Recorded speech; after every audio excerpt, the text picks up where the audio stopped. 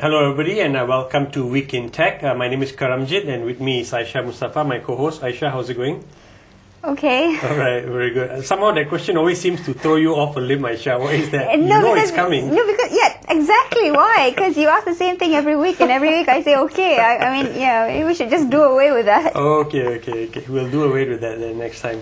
Anyway, okay, we will start off with the cover story for the coming week, which is on, the headline may seem a bit vague, which is helping to overcome fear, but this is actually fear of collaboration. The word fear is there because obviously a lot of Malaysian entrepreneurs and inventors and academics who have come up with any good research are afraid of opening it up and sharing it with others. In the process of trying to create collaboration, right, you need to share with people what you've done, right, to a certain extent. And he finds, and of course we have also found, right, that people are afraid to share that because you think somebody else will steal your idea or even steal some of your invention and run off with it and make money out of it. And apparently this is a fear even in other countries too, which is why this IXC, started out of the UK actually. And the idea is that the more you open it up, the more chances you have of collaborating and finding somebody who has another segment, that will plug in with the innovation or the piece of research you've worked on. It's as simple as that. So the Malaysian unit or the Malaysian, shall I call it branch or what should do? The Malaysian organization, right, for internet exchange is now set up and ready for business. And Hassan is slowly building up his team too. Really, like you said, they're doing a whole bunch of things which are helping their clients. Clients could be like you and me, right, if we got innovation, securing access to new capabilities, technologies and expertise, collaborating in confidence to solve problems and create opportunities and all that kind of stuff. Mm-hmm. It's very much based on individuals. Interestingly enough, he just sent me an email when I was about to do the story that they're also now focusing on the corporate side. And because they see big companies also need the same service, and so they're matching up big companies to offer them the same service too. And one of the key people they use is this thing called IXC intermediaries, which are people within IXC who are technologists or who are scientists, multidisciplinary, who will work with the entrepreneur, the innovator, and understand their product and go to the market and look for a match for them so that the entrepreneur, the innovator doesn't have to do that because it won't be their forte. Mm-hmm. And of course, IXC Malaysia has access to the database of IXC in the UK and Australia. So big picture-wise, that's how it's going to work. Just read up the story for the rest of the details. And Aisha, you're going to give a quick snapshot of what IXC Australia wanted to do. I think you spoke to Grant Kearney, right, CEO of IXC Australia? I think he called these intermediaries innovation butlers. Oh, butlers. So, innovation butlers. So, basically you plug into the organization or with the entrepreneur, mm-hmm. You become part of the company at some point, because and you really listen and immerse yourself with what is it that they're doing and what is it that they want, and more often than not they find these intermediaries find themselves actually plotting out the strategy or even changing the strategy of the company's innovation. And he cited an example where I think I can't remember, mm-hmm. but it was one of the enzyme that was used in the mining industry. Actually, the intermediaries put it across, make them with the food and beverage industry, and turns out they're more profitable now. Wow, excellent. So he calls them innovation butlers. Butlers, so, okay. I think he used the word intermediaries here.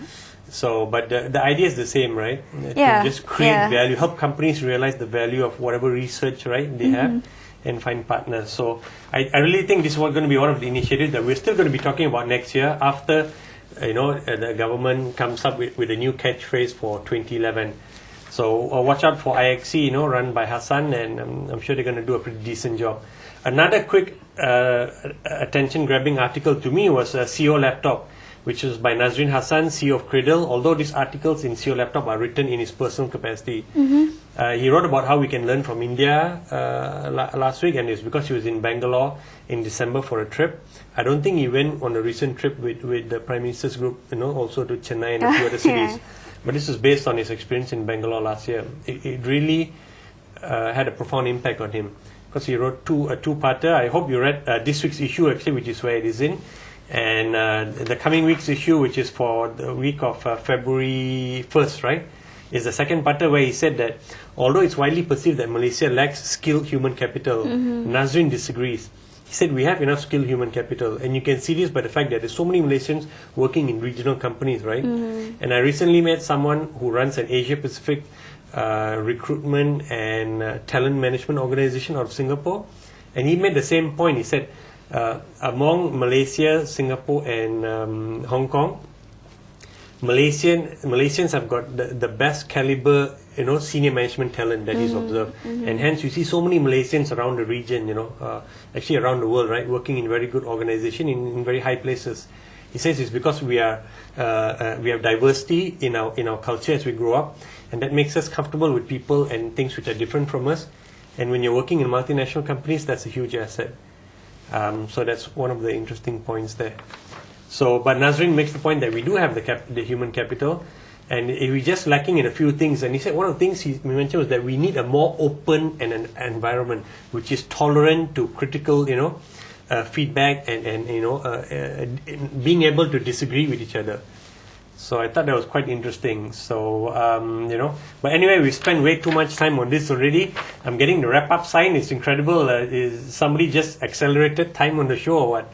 But we also recently just visited DG's, D-House office. It was quite interesting, but we want to have time to share our thoughts on that. We'll do that for next week. Although Ahmad Azhar, who runs the HSBB program for Telecom Malaysia, will be down. I mentioned Time because next week also Time is going to be launching something big. They're going to launch a new service under their corporate broadband program. It's 50 meg pipes, okay? So you heard it here first on Week in Tech, before it's being launched next week, Thursday, which is the 4th of February, right? So, okay. Very quickly, Redtone launched their Red TV last week. Not Red TV, it's called DETV. And according to Wei Chuan Beng, if you say Du in the right way, it's Mandarin for number one. Du TV. Okay, and then also, if you say it the way the English...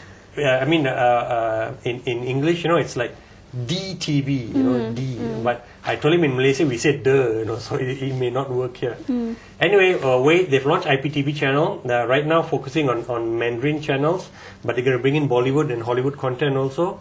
Interestingly enough, Wei said they think it's workable here because the broadband infrastructure in Malaysia is very good and it's going to get even better. So he welcomes Telecom, launching HSBB because it's only going to be good for his customers, who end up using, whether it's HSBB or whatever, to subscribe to his Do TV.